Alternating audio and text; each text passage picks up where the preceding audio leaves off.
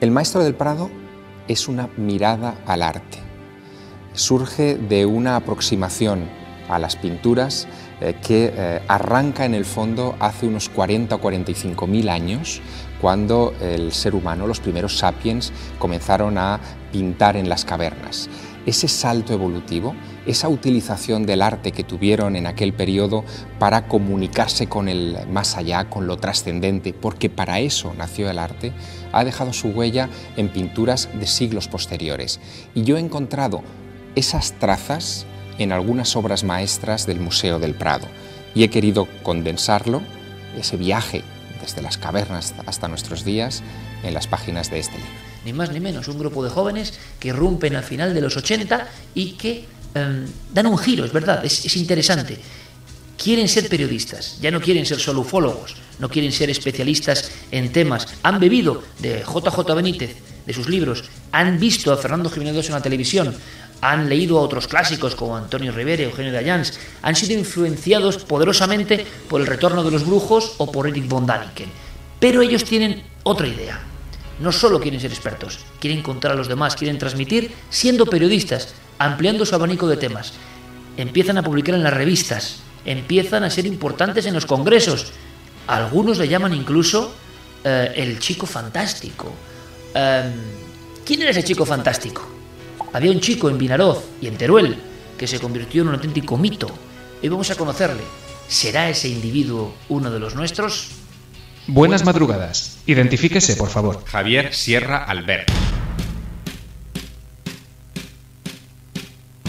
Hola, soy Javier Sierra. Os quiero dar una sorpresa. There are a lot of daily life information in his notebooks, very fascinating. ¿Quién nos abrirá el arca secreta? Puedes entrar todas las veces que quieras con un carnet rojo súper mono. Te vas a dar cuenta de algo alucinante. Las exportaciones bajo el sello Jamón de Teruel han crecido este año un 42%. He escrito un libro, El Maestro del Prado. Y le digo, Javier, yo creo que no vas a vender nada. Bueno, ¿y cómo vamos a rematar esa apuesta? ¿Eligió usted al misterio o el misterio le eligió a usted? El misterio y yo somos hermanos desde el principio de mis tiempos. ¿En qué ocasión lo ha sentido más cerca? 24 de julio de 1987, en la cima de la montaña de Montserrat, con Luis José Grifol y Manuel Carballal. Aquella noche una luz muy brillante nos sobrevoló, estuvo muy poco tiempo encima de nuestras cabezas, pero me hizo comprender con 16 años que no estaba solo. ¿Cuál es su enigma predilecto? Todo lo que tenga que ver con la vida. Vida antes de la vida, vida después de la vida y lo que ocurre en la existencia, claro. Indíqueme un lugar mágico al que siempre querría volver. Seguramente la cámara del rey de la Gran Pirámide en Giza.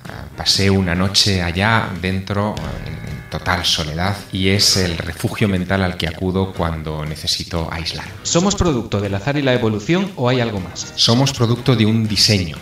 Este universo es demasiado inteligente para que consideremos que todo es azar o todo es fruto de estúpidas casualidades. ¿Qué hay más allá de la muerte? Vida. ¿Teme la llegada de ese momento? La temo porque soy humano, pero también porque soy humano siento curiosidad. ¿Supersticioso? No. ¿Cómo se llamó su primer programa de radio? Mi primer programa de radio se llamó Peques Super Pop, pero el primer programa de radio que diseñé yo desde el principio hasta el final se llamó La Otra Ciencia y lo hice con un gran profesional de la radio que se llamó Agustín Prades. ¿Es cierto que de niño salía a la carretera a ver si pasaba cierto coche por Teruel? Es verdad, había leído en los libros de JJ Benítez que Juanjo circulaba con un R18 que se parecía mucho al que tenía mi padre en aquel entonces y yo salía a la carretera nacional que une Teruel con Sagunto y con Valencia para, en fin, tratar de identificarlo, pero jamás vi a Juanjo. ¿Qué era el boletín SEO? Fue un mecanismo perfecto. Las fotocopias de ese boletín dedicado a los ovnis y a los primeros misterios que yo hice con 13 años, lo elaboraba en el despacho de mi madre en Hacienda y lo recibían 30 personas en aquel tiempo, entre ellos Antonio Rivera, JJ Benítez y Fernando Jiménez del Oso. Claro, yo tenía 14 años, supongo que la recepción de aquellos boletines a ellos les debía causar cierta gracia. Me cuentan que en su casa de Málaga en 2006 hubo una reunión de investigadores para renovar sus votos ante el misterio. Explíqueme eso. Pues fue una reunión impactante. Yo acababa de elaborar el manuscrito de La Ruta Prohibida y me planteaba qué hacer con la fuerza que tenía en ese momento como investigador y como narrador. Y en esas estaba cuando llegaron a casa Carmen Porter e Iker Jiménez, y junto con Eva Pastor, con mi mujer, los cuatro pasamos unos días de reflexión sobre ese tema. Estábamos agotados, eran muchos años ya los que llevábamos trabajando en estas cuestiones con mucha intensidad, pero a raíz de aquellas conversaciones nos dimos cuenta de que este tema no es un tema, este tema es la esencia misma de la vida. ¿Quién tiene mejor memoria para lo mistérico, Iker Jiménez o usted? Yo creo que los dos tenemos una excelente memoria, pero es una memoria que se complementa. Por eso nuestras conversaciones son tan gratas. Siempre aprendo mucho conversando con Iker Jiménez. ¿En qué cree Javier Sierra? Creo que no estamos solos, creo que hay alma dentro de nosotros. Creo que el futuro de esta especie es glorioso, pero también estoy seguro de que a esa gloria solo se accede con lucha. Y no es una lucha física, sino es una lucha interna. Pero venceremos. ¿Cuál ha sido el fregado más grande en el que se ha metido? Pues ha habido muchos a lo largo de mi vida, pero quizá uno de los más sorprendentes fue cuando me impliqué hasta el tuétano en la investigación del asunto Ummo. Tenía mis sospechas sobre quién podía ser el autor de ese fraude y terminé con una grabadora y una videograbadora filmando una reunión desde dentro de un armario. En fin, una situación que algún día tendré que contar porque es casi, bueno, no sé si del Agente 86 o de James Bond. Si piensa en su infancia, la imagen que aparece en su memoria es... El día que recibí un sobre de Antonio Rivera en el que había un libro dedicado para mí, que se titulaba OVNIs en Iberoamérica y España. Aquel libro de alguna manera cambió mi vida. Había escrito a Antonio preguntándole qué debía hacer para convertirme en escritor, en investigador. Y él me respondió con algo que a aquella edad, en aquel día de mi cumpleaños, de mi 14º cumpleaños, me cambió la vida.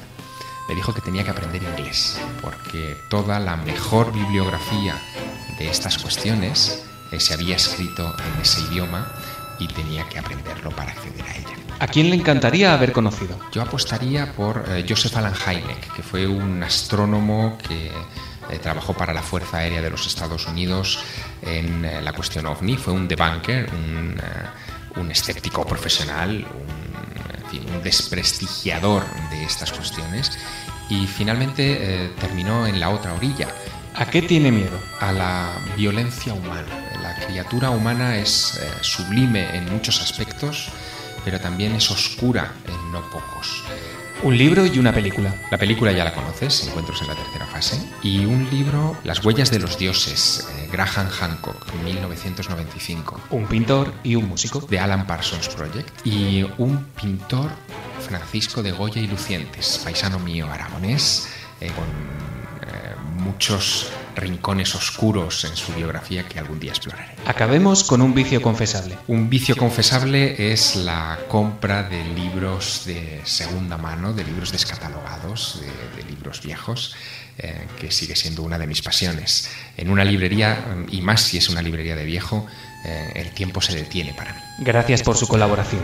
La identificación ha sido completada con éxito. Desde este momento puede considerarse, de forma oficial y por méritos propios, uno de los nuestros.